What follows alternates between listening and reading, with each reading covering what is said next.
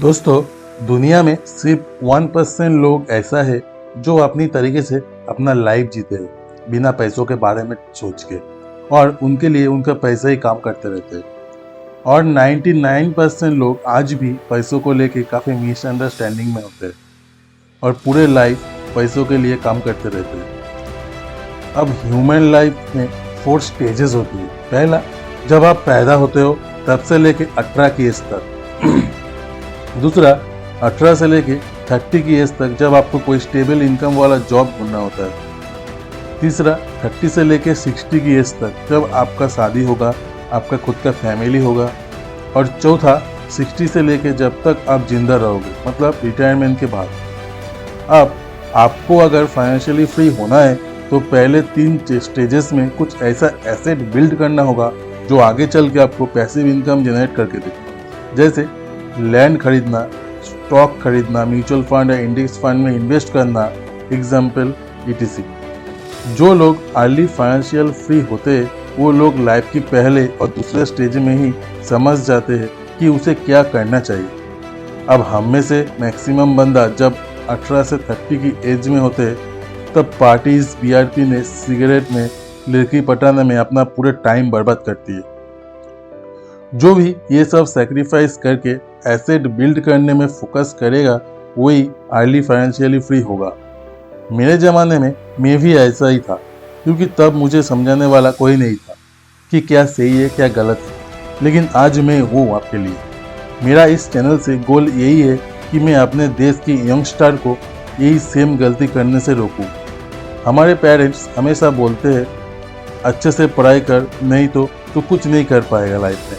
दोस्तों, सच बात तो ये है, अगर आप पेरेंट्स की बात मान के अच्छे से पढ़ाई कर भी लो, स्कूल कॉलेज से अच्छा रैंक ला भी लो, तब भी ज़्यादा फ़ायदा नहीं मिलेगा। क्योंकि इससे हो सके आपको एक अच्छा स्टेबल जॉब मिले जो आपका नेक्स्ट मंथ की हाउस रेंट, कारेंट बिल, आपका बेसिक नीड सिक्योर करता है। लेकिन अगर आपको फाइनेंशियल नॉलेज हो इसके साथ साथ, तो आपका नेक्स्ट जनरेशन भी सिक्योर हो सकता है।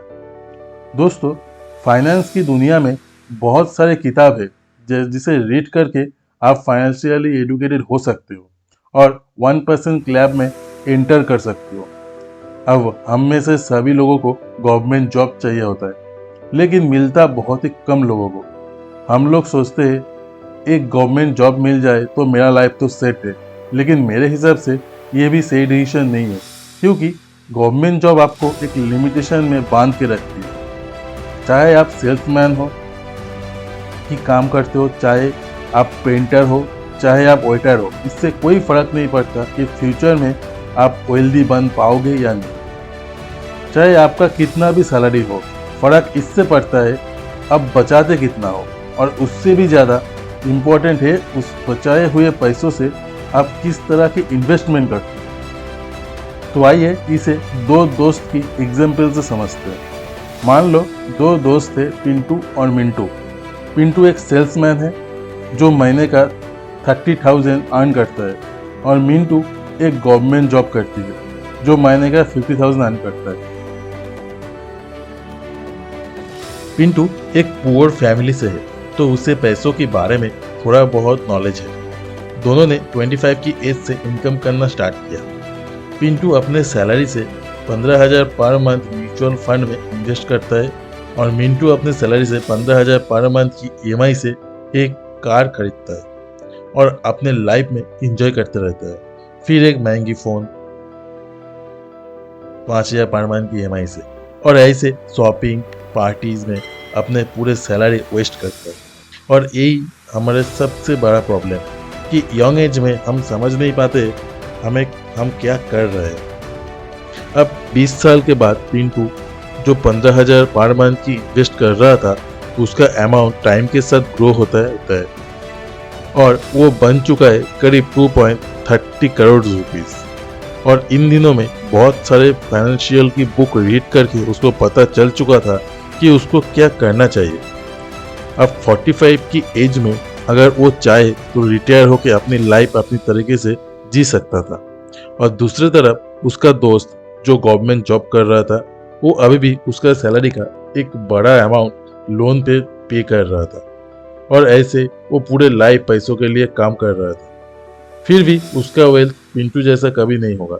और अगर मिंटू को कुछ हो जाए, चाहे कोई बीमारी या तो एक्सीडेंट, तो उसका जॉब तो नहीं रहेगी, लेकिन तब भी उसका ईएमआई उसको देना पड़ेगा।